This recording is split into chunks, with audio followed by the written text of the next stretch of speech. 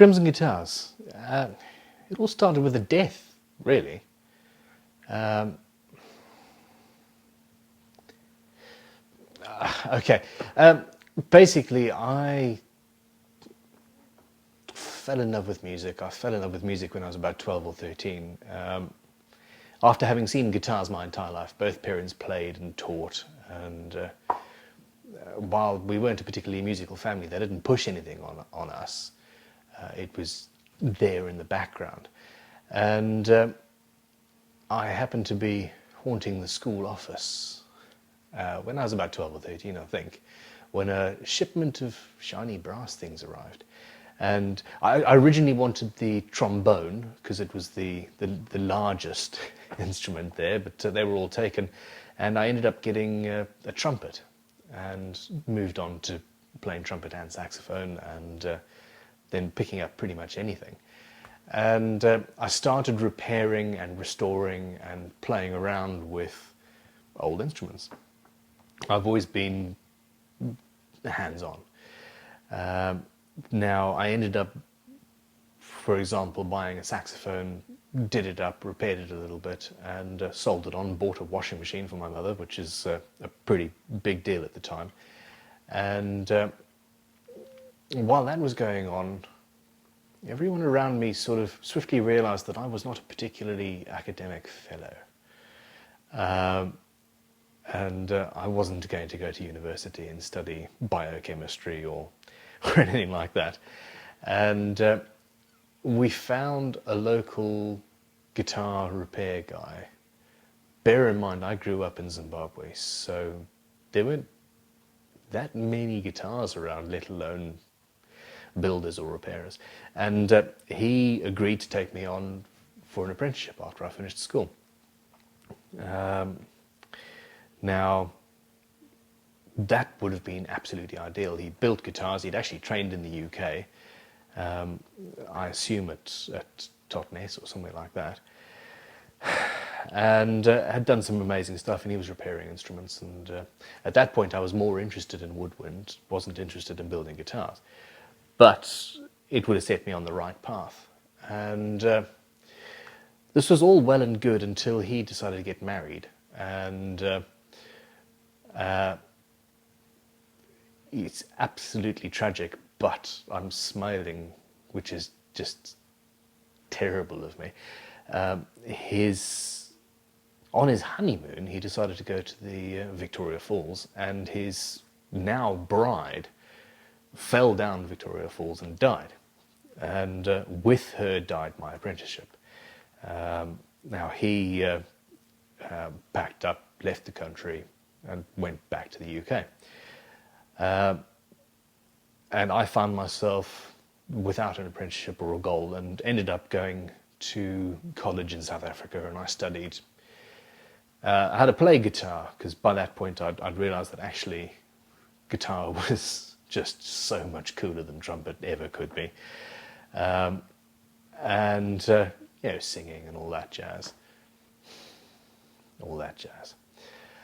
So, I went to college in South Africa, moved to the UK to help some family out, and again did a couple of years of college studying how to play music.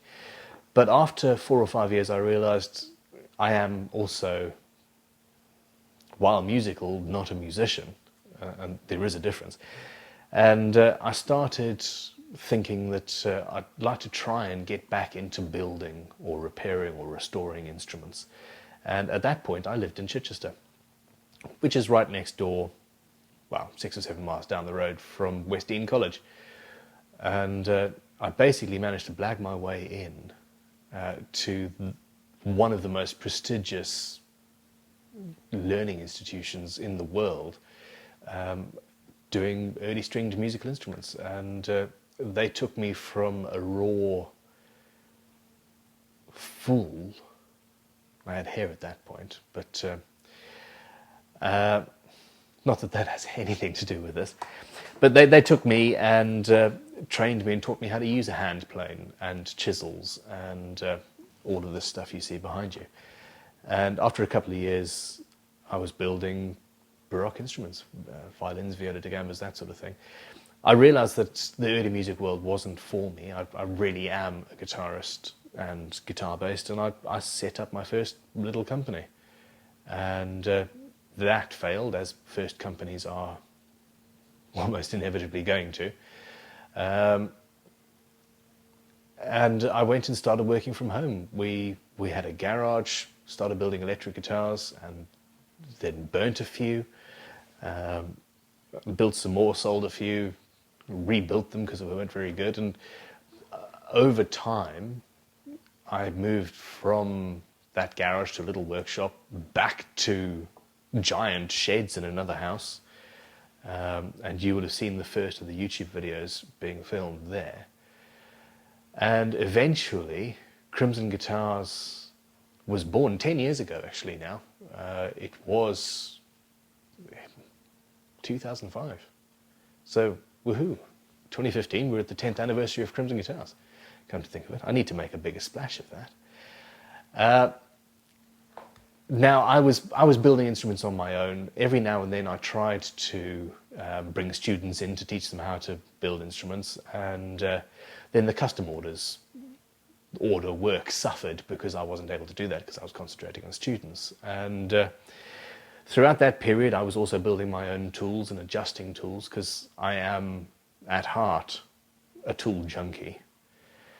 And I realized that I really, really enjoyed making tools, and started doing that. And the tool making in conjunction with YouTube, teaching online, which meant that I could film a video, edit it, and get it up without having to spend an entire week with a student and thus not working. I was filming myself working and still enjoying the teaching, but still getting my work done. Bonus. So YouTube, the tool making, took the company to another level. It absolutely knocked the ball out of the park. I'm not good with sports metaphors, I'm a luthier. And we ended up moving from my myriad sheds to the workshop we're in now, which just over 2,000 square feet as it is. And I brought on 1 or 2 staff to help build the tools. And 2 years later, we now have 15 or 16 people at any one time, and we're looking for more. And we're expanding out into the barn at the back. We're getting another couple of thousand square feet or more, 3,000. We've got a bona fide guitar building factory. We're thinking about, well, we are planning a full college, full-time college in how to build guitars. We're expanding the tool-making business massively, everything and anything that you can think of. And from leveling files to notch straight edges to laser cut rulers, and we're working on absolutely everything. And in the middle of a recession, the company has grown from 0 to what it is today, and it's going to be bigger and better and more, and we're production guitars, and obviously the full custom guitars that is our passion, but kit guitars. And in the end, we're actually employing luthiers and training luthiers and taking on young apprentices who've never touched a tool and bringing them up to the point where they can actually build a guitar. And of course we're selling instruments, but in the end the bonus really is that we're taking an old craft, we're taking chisels and planes and sharp edges and wood and turning it into something that makes music. It's absolutely awesome. And all of these guys and girls are turning out amazing instruments because Crimson Guitars exists, and it's mind-blowing, really. I can't believe how far it's come, and I am excited and slightly scared about where it's going, but well, it's going to be a journey, and you guys are going to be there with us. So, check out crimsonguitars.com, I suppose. Thanks for watching.